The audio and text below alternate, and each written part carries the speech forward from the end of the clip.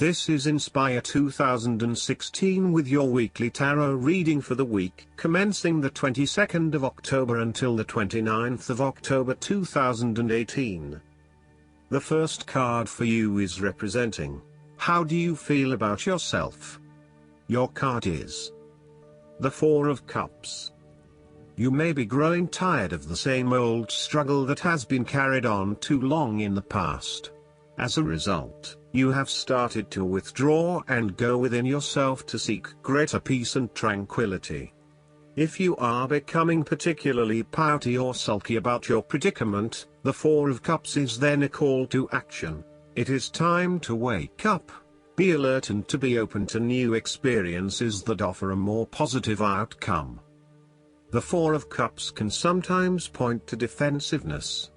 This can be noticed in the body language displayed in the crossed arms and legs of the man on the card. He chooses to ignore the possibility of what the cup has to offer. Possibly he has been hurt emotionally before, as this is the Suit of Cups, and he is fearful to expose himself to that again. Hence he is closing himself off to this opportunity. Consider what opportunities you are ignoring or declining, and ask yourself whether this is because you truly believe you would not benefit from it, or whether this is because you are fearful of what may follow. Be mindful of any defensiveness in your responses and reactions. At its worst, the Four of Cups is a stubborn, ungrateful and self-absorbed card.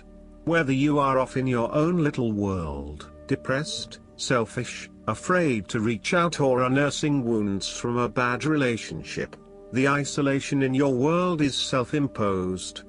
You may be only concerned with your own troubles and problems, neglecting the needs of others. Be mindful that your detachment from being part of the world is becoming an issue. Remember, there is always an opportunity for you to reconnect with the world around you. Look at that cup being offered to you. The second card for you is representing, what do you want most right now? Your card is the Ten of Wands. Even with the achievement of your goal, there comes with it great responsibilities and commitments. While you have reached a point of completion, you are becoming starkly aware that you must now carry on with the responsibilities you have laid out for yourself, in order to ensure ongoing success. The trouble is, however, that these responsibilities may become too much to bear and you are struggling to let go. It is a bit like the business owner who creates a flourishing business but who is unprepared to delegate some of her responsibilities to the staff, and ends up working 70-80 hours a week. The inspiration and creativity that was associated with the initial goal or vision rapidly disappears, and everything becomes hard work all too quickly. Thus, it is incredibly important to let go of or delegate some of your responsibilities in order to free you up to still enjoy life. The Ten of Wands serves as a reminder of how much we take on in our lives and all the extra burdens and responsibilities we weigh ourselves down with. We take on so much, trying to do all the things that need to be done. Thus, this card asks you to stop and examine your current lifestyle or work. Assess which activities or tasks are really urgent or really important, particularly in relation to your broader goals. You may need to employ various time management or prioritization methods in order to determine where best to spend your time and which tasks you can drop. Your goal needs to be greater efficiency, whilst also freeing yourself up for rest and relaxation when you need it. This card can also mean that you are being oppressed by outside sources. You are overworked, overtired and overstimulated. You have more on your plate than you can possibly handle and you have taken on too much at this point in time. In an effort to get to the finish line, you have found yourself overwhelmed with the extra responsibility and activity. You need to stop working so hard. If you cannot stop, then conserve your energy and pace yourself. When you are overcommitted, everything becomes a strain. The third card for you is representing your fears. Your card is the Five of Wands. You may find that any sort of tension or conflict makes you feel quite uneasy and you wish it would just go away. So, you deflect a lot of that energy and just ignore the problem, if there is one. The trouble, however, is that in doing this, you may just be pushing some of your own concerns to the side, without really dealing with them or being assertive about them. Some conflict can be good, particularly if it is constructive and teases out the underlying issues in a way that then generates a better solution. Consider whether always avoiding conflict is the best way to go, or if you are finding yourself just compromising on what is important to you. The Five of Wands is like a sigh of relief after conflict and struggle. You are no longer up against so much competition and can just be. On more personal level, you have worked through your anger and hostility and you feel more secure in your relationships. You do not have to constantly prove yourself anymore. The Five of Wands can also indicate a realization that you do indeed need focus to achieve your goals. You have come through a period of scattered thought and random ideas only to find yourself in the same place you were when you started.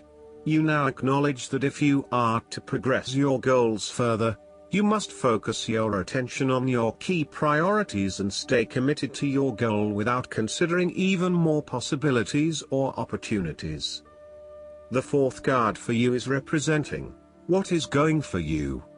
Your card is the Nine of Cups. Happiness in all areas of your life is going for you, such as health, finances, work, luck, love or relationships. One of the most positive and uplifting cards of the entire deck, the Nine of Cups shows satisfaction on all levels, emotional, physical, and sensual. This card is your wish card, as its appearance is often taken as a sign that, whatever your heart's desire, it shall be granted in the coming days or weeks. Know that you have paved our own way on the path to success. As a Cups card, the Nine usually refers to an emotionally fulfilling situation, such as the strengthening of a romantic bond, the solidification of a friendship or the consummation of a sexual relationship. It shows that joy and happiness are within your grasp. In fact, you probably already have them. It is a sign to enjoy the abundance of life and to feel each of your emotions as if you had never felt any of them before. See the perfection all around you. The Nine of Cups is also about counting your blessings, living in the moment, and enjoying the good things that life has to offer. Start or end every day by creating a mental list of the 3 things you are most grateful for. You will find that over time, you indeed have a lot to be happy about, and it may increase your feeling of deep contentment and fulfillment. The Nine of Cups represents stability and advancement. This card signals delight and pleasure, contentment with what you have accomplished so far, and forms a steady foundation for the future. Your worries are all in the past and you can look forward to a bright future. The Nine of Cups can also indicate splurging and indulging in life's luxuries. This includes enjoying good food and wine, appreciating the arts, making love, relaxing in a beautiful resort, or experiencing beauty. Of course, balance is needed to ensure that you do not become lazy or greedy, but generally the upright version of this card suggests that this is more a time of enjoyment than of suffering the negative consequences of such enjoyment. The fifth card for you is representing what is going against you. Your card is the Two of Pentacles. You may be struggling to manage your finances and to stay on top of paying bills and keeping a bridge of other financial commitments. The stress is getting to you and you are becoming easily overwhelmed by your responsibilities. Therefore, this card encourages you to become more organized and more planned in your approach. You may need to bring a little more structure to your day-to-day affairs, through budgets, to-do lists, forward planning or diary, and effective time management. Life is certainly a juggling act, so make sure you are on top of everything you need to be. The Two of Pentacles can be a clear indicator that you are not managing your work and family commitments. It is more than likely you are investing most of your time in work, neglecting your family or your partner.